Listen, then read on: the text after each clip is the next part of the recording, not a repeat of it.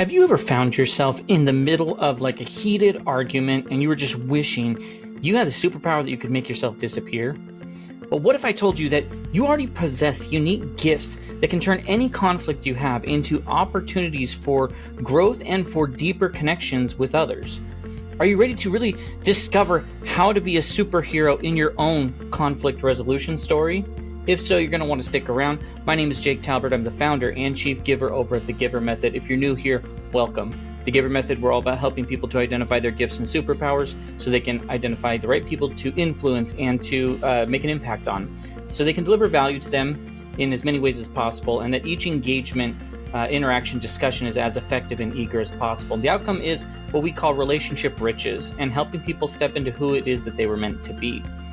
Now, conflict comes up a lot, and so when we're talking about wanting to enhance relationships and that you can make a greater impact in your sphere of influence, then we have to talk about this idea of conflict resolution and how that all plays into this. Now, before we dive in, if you are new, of course, subscribe to the channel, ring that bell for notifications, of course, leave comments along the way, any of your thoughts, like the video, share it with someone who may need it once all is said and done. I don't want you to miss out on any of the content that we have that help people to unlock their potential and become a true giver.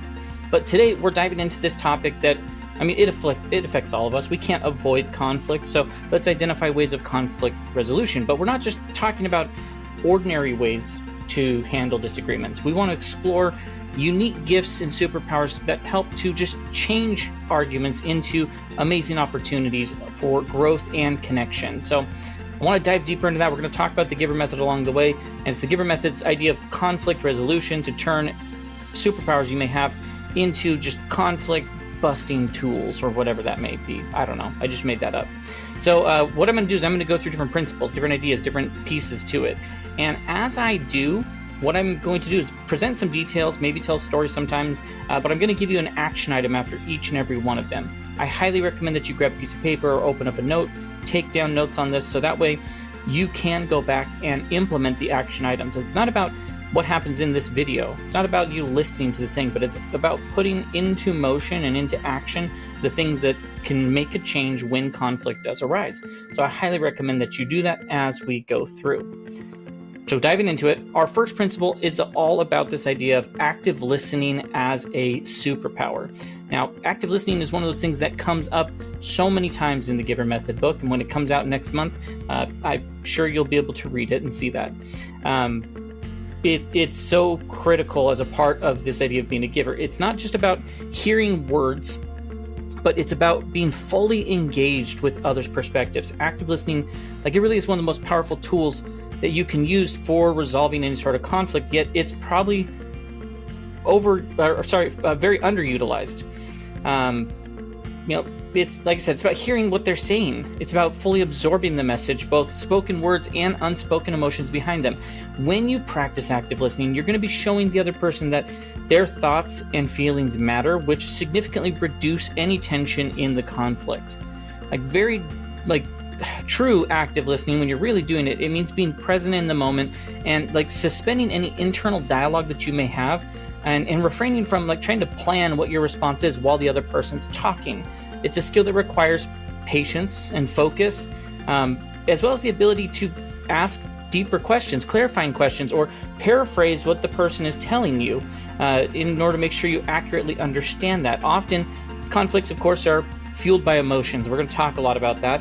And there are emotions that maybe aren't being addressed. But listening in this sort of a way, deeper, it gives the other person space to express those emotions and to feel heard, which really does change kind of the adversarial conflict and conversation into one where both sides feel respected.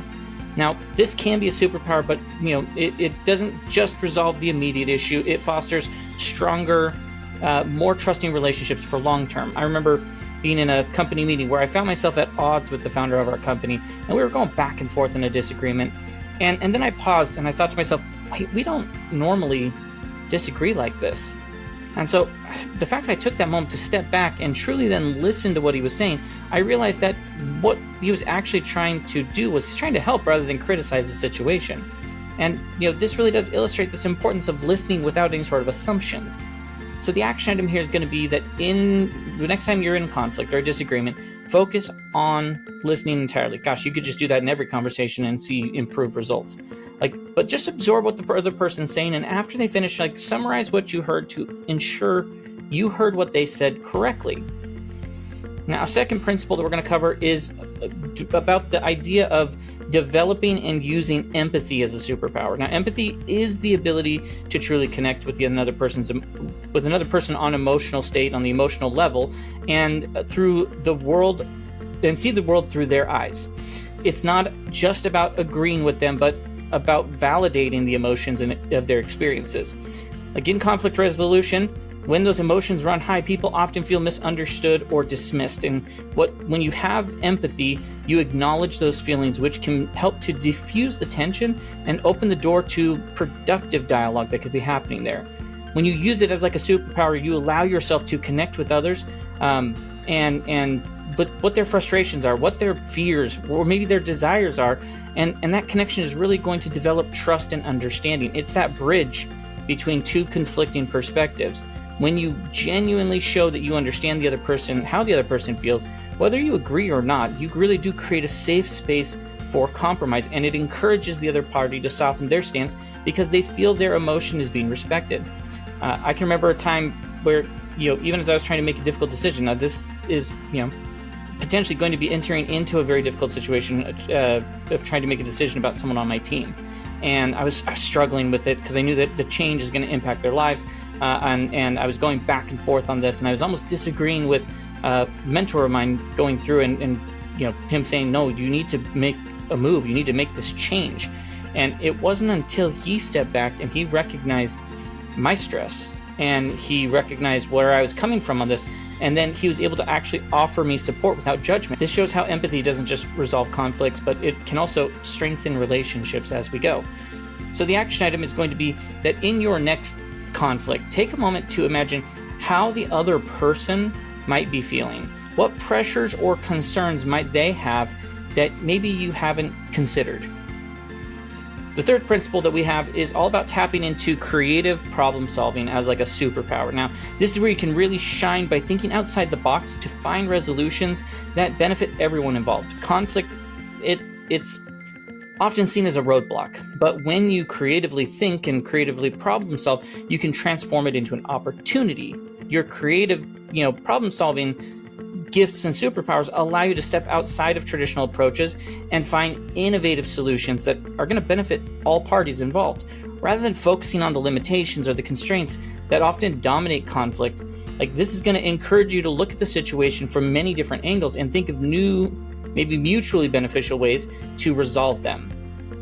One of those keys is about being able to shift yourself from this idea of a scarcity mindset into an abundance mindset, where you see opportunities rather than you seeing obstacles. And this shift is going to help bring fresh ideas to the table, helping both sides of the conflict come to common ground. It's going to open doors to possibilities that weren't necessarily obvious. So the action item here is that in your next conflict, challenge yourself to come up with a couple of unconventional solutions. The more outside the box, the better. Principle number 4 is about using emotional intelligence as a superpower. Now, there's all sorts of details out there on emotional intelligence. I do not claim to be an expert on it in any way, but it is something that gets addressed many times as a part of developing your gifts and superpowers and transforming your relationships and your ability to make an impact. So emotional intelligence is about managing your own emotions and helping others to manage their emotions. It's the ability to be aware of and understand and manage not just your emotions, but theirs. In conflict situation, like any conflict situation, we talk emotions, they're flaring and they lead to heightened tensions and very reactive behavior. Now, your emotional intelligence, if you develop it and hopefully develop it to be some sort of a superpower, it allows you to stay calm under pressure and to read emotional cues and to regulate your own to keep the conversation productive. We've all had those where emotions get too tied in and we get too reactive and it steamrolls and it's like, where are we? What are we arguing about? Why are we in this place? And it's partially because we didn't regulate that for ourselves. When you develop that and possess higher emotional intelligence, you are so much better equipped to navigate any emotional landscape, especially conflict. turning these potentially heated situations into opportunities. I found that my ability to stay calm and help others process their emotions has been so important in de-escalating heated arguments and guiding conversations towards really productive solutions. So the action item here is going to be to practice identifying and naming your emotions during conflicts. This self-awareness, it's kind of the first step in managing them effectively. You got to know what they are before you can figure out how you're going to manage them. Now, the fifth principle, it's all about using the power of positive reframing. And reframing, as if you can, it can be a superpower. It involves, really seeing conflicts not as problems but opportunities. Is that growth mindset that we talked about. It's opportunities to grow, to have deeper connections.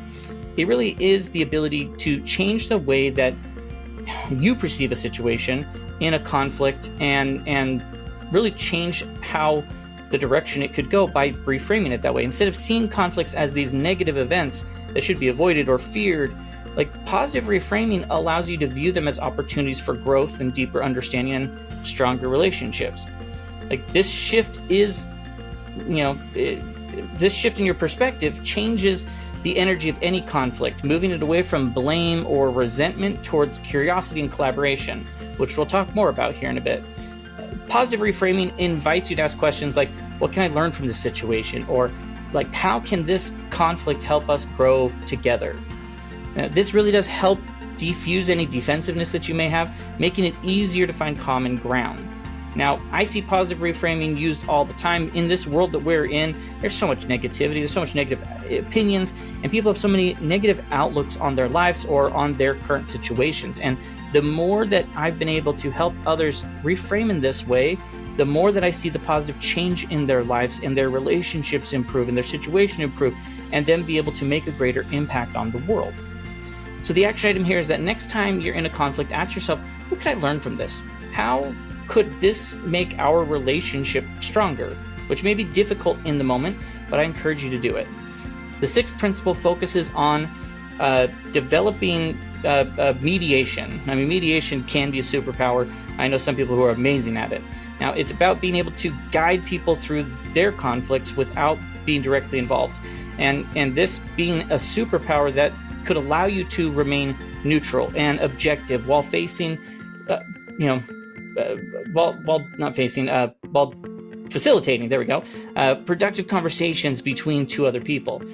Someone who's really skilled at this doesn't take sides. Instead, they help each party to really express their views and understand each person's perspectives, working towards a compromise.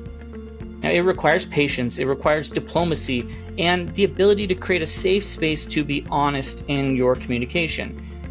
This would be very valuable, especially when the emotions are running high. Both parties are struggling to see eye to eye when that happens. But remaining impartial and focusing on finding a resolution, you're encouraging both sides to move beyond their position and explore solutions that benefit everyone involved. And so the action item here is to offer to mediate a conflict between two people when necessary. And remember that you're going to stay neutral and you're going to actively listen. You're going to use empathy as a superpower in order to help mediate that situation. The seventh principle is about harnessing your collaboration, your ability to collaborate as a superpower. This is really going to be about finding shared goals and working together to achieve them, even in the midst of a disagreement. Your collaboration, it's something that involves you identifying maybe common interests and using them as a foundation for resolving whatever conflicts you may have. Collaboration, it really shifts from a winning the argument to finding a solution that everyone can support. There really never is someone who is a winner as a part of an argument. It encourages teamwork, of course, even when there's different perspectives that may be involved. And it really does, once again, change it from being, adversarial, sort of idea to cooperative. It's super useful in team and professional settings outside of the personal realm, where, in professional world and team world, conflicts, they're going to arise in different, because of difference of opinions and backgrounds, and about how maybe we're going to achieve a shared objective. And so when you bring collaboration into the conflict resolution, you really are empowering everyone involved to contribute to the solution, turning what could be, divisive in nature into opportunity for collective success. Now, the action item here is the next conflict, which, hopefully you're not having a ton of these, but hopefully one of these is one that you'll be able to utilize. Try to identify a shared goal or value with the other person and use this as a starting point for collaboration between you. And our final principle, the 8th principle, is about you using self-reflection and developing self-reflection as a superpower. It's going to be about learning from each conflict and trying to improve your approach for future disagreements. It's about the ability to look inward and evaluate your own role in conflicts, as well as how your emotional responses and behaviors show up. When you develop it in this way, when you make self-reflection a superpower, it's going to help you to learn from each conflict you encounter, in ensuring that you grow and improve with every disagreement that you may have. By taking time to reflect on anything, but especially in conflict, on what worked and what didn't, and how you contributed to the situation or took away from the situation, you're going to gain valuable insights that allow you to approach future disagreements and conflicts with so much more clarity and wisdom. It requires a lot of humility. It requires you to be honest, and often means acknowledging your own mistakes and your own biases that you had in that situation. But it's so important and crucial to consistently reflect on your experiences so that you can refine your approach and make each future conflict an opportunity for deeper understanding and better outcomes. After any conflict, I really do try to reflect on myself and say, well, what happened there? How was I involved? And what could I have done differently to improve that situation? This practice has been really instrumental in helping me to develop, a little bit better conflict resolution over time. So after whatever the next conflict or disagreement it is, journal about that experience. What did you learn? What would you do differently next time? So as you do these things, you're going to encounter different challenges, and let's just call them out. Things you might face, it might be difficult to remain neutral when you are personally invested. Managing high emotions, yours and other people's, is very difficult for people to do. Dealing with people who don't want to resolve a conflict is something that can happen. And how to balance being assertive with empathy. But remember that these types of challenges, they're totally normal. And the key is to approach them with patience and really practicing these gifts and superpowers that we talked about that you can develop. Conflict resolution, it isn't just about avoiding disagreements. It's not about being right. Never is it about being right. It's about using your unique gifts and superpowers to turn those arguments into opportunities for growth and understanding and deeper connections and better relationships. So start small. Try some of these action items we discussed. Once again, I hope you're not having so many conflicts that you have to try all of them really, really quickly. But each time you face a conflict, you consciously are choosing to use one of those to approach the situation differently. Remember that your unique gifts and superpowers are your greatest asset to resolving conflicts and building stronger relationships. And this is so important as it pertains to the GIVER method, because you're not just solving problems, but you're creating opportunities for transformation for you and those in your sphere of influence so that you can all up-level yourselves. Now, if you're ready to dive deeper into that sort of an idea, I encourage you to go to thegivermethod.com and sign up for our newsletter. Sign up for the book release details that are going to be coming out soon. You can also check out our services, things that we offer, coaching, and our membership program. Also, that we can come and speak on stages or be a guest on a podcast. Check out that type of stuff. You can also find us on Facebook, TikTok, Instagram, LinkedIn, all of those sorts of places. And of course, if you like this video, I encourage you to, once again, like the video, leave a comment, but share it with someone else who may need it, who needs to develop these types of gifts and superpowers as it pertains to conflict resolution. I want to really spread this power of turning arguments into opportunities so that we can see those relationship riches that come from them. So until next time, I encourage you to keep growing and keep giving, and remember that your conflict resolution gifts and superpowers that you can develop, they are waiting to be unlocked and unleashed in any situation. So find them and use them wisely. Believe in yourself, I believe in you, and the universe is ready for you to wake up and step into who it is that you're meant to be, that the GIVER method is trying to help people to develop to be. So until next time, We'll catch you in the next video.